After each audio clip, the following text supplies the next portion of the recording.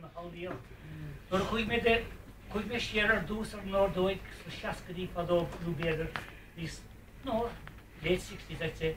Me hen agus mudra har derby. Come or share the do queen or no do it.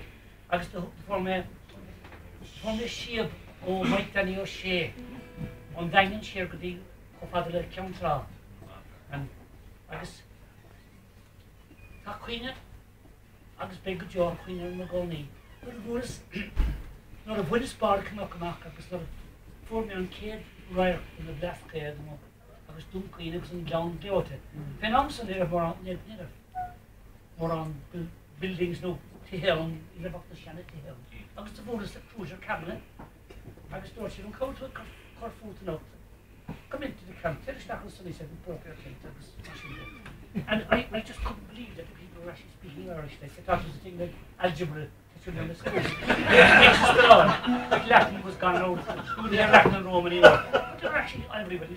We got in the hand kind of query you go me. We should come mean. It was so different from the school Irish that we had. So that began a wonderful passion, folks, between the music and going back there as a kind of a second home. For about 8 years, I had a little house back there called Tig Willie Lee, and it was a beautiful house. Right? Maybe I didn't appreciate it enough, but I made great friends with the Begleys and the great people back there in the Coonia pub. And I remember meeting Jimmy Kelly in Luke's brother in the Coonia pub, and great nights there when Eileen and Joe had it. And it just all kind of changed very suddenly in many ways. Just the pub changed anyway. A lot of people moved out and moved in and so on. And I kind of moved away, moved on too. And I met meeting Joe Begley here tonight, one of my favourite singers. I would have to sing a Kerry song, especially for Joe's. And just to say how much I appreciated my time. Erivionic, Ding Wheelie, Stock, a lár an cultúr agus lár na bhéile. Agus tá súil an gáil níos písa an sásta súil cúpla rud an bheith chaile. Agus is aitlóid agus tá súil tá nó tacht young cúpla seachtain in the community. Mar trust feel gáil. So anyway, this is a song, folks. Even back then, my brother Derby, I said to him, like, there's a very famous man that used to live down here, he went to the South Pole, his name is Tom Crean, and we couldn't find out anything more. Nobody talked about Tom Crean back then.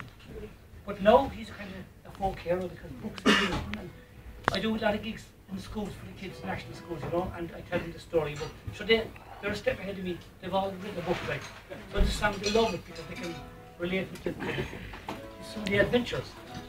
And anyway, this is a very simple song, and what a wonderful man, who's just a tenacious spirit like of adventure. And I've actually gone down there. If you look at the map even now, look at the globe and see how far south they are, you know, just the very cap of the world, the North Cap, like the Antarctic. And imagine back then, 1910 or something, whatever they were, there's no getting home, like, you know, it's just so, and they all survived fine. And it's a great story, and the song was written quite recently, and it's kind of a simple song. And it's called The Ballad of Tom Crean, and I'd love to sing it for you folks. It's written by a man called Cliff Wizard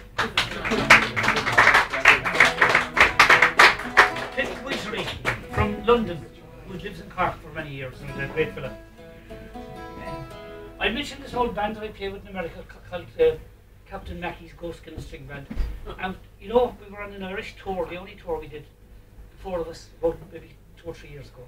And we did something very Donna or fad, a very bold thing to do, but with great fun. And I know you'll enjoy this light little subscript.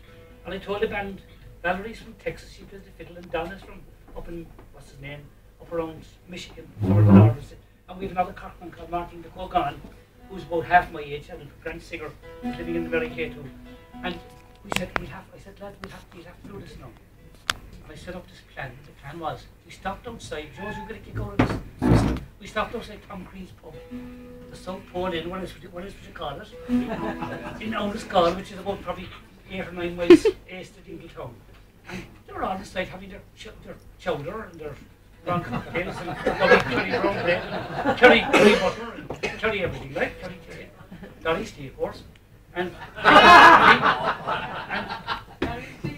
unsuspecting, the door burst open, the door was kicked open, and in came this motley crew of musicians. And we just picked up, Valerie had the fiddle out and Donna the guitar, and the bazooki, and Marty did the boron. And much to the delight of the diners, the denizens, like he sang. He ran away to join the Navy when he was about 15. The farmer's son from Mount Skull, the brave, the young Tom Crean. Now the youngsome hero who sailed with Captain Scott in a doomed attempt to reach the pole to find that frozen spot. 'Twas Crean who found Scott's body frozen where he slept. He built a cairn upon that man and said his prayers and wept. With Shackleton he sailed away to plot the icy ways on board the ship Endurance, an icy hell they sailed. You can sing with me. He ran away to join the Navy when he was about 15. The farmer's son from Armscott, the brave, the young Tom Crean. Frozen in the ocean, the voice of a winter fell. He made it to the island down the glacier hell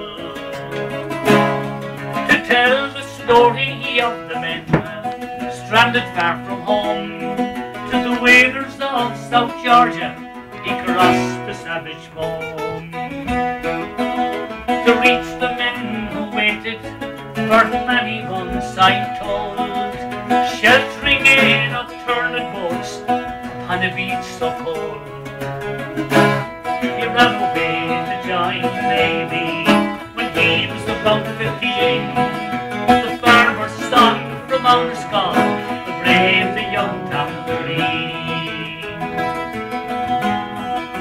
Eating seals and penguins, seaweed from the shore, expecting any moment that their homes they will see more. But the James Caird made South Georgia and mountain peaks for climb, and soon the face of fortune smiled on the poor souls left behind. And the steamer was a wondrous sight as she ploughed the icy main, and from each frozen fortress each mother's son would hail. He ran away to join the Navy when he was about 15.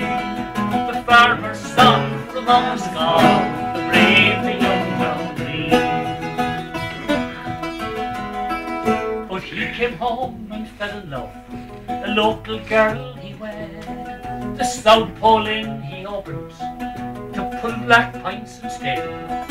The father of 3 daughters, Mary, Kate, Eileen. Though you left this world in 61, your deeds ring on, Tom Crean.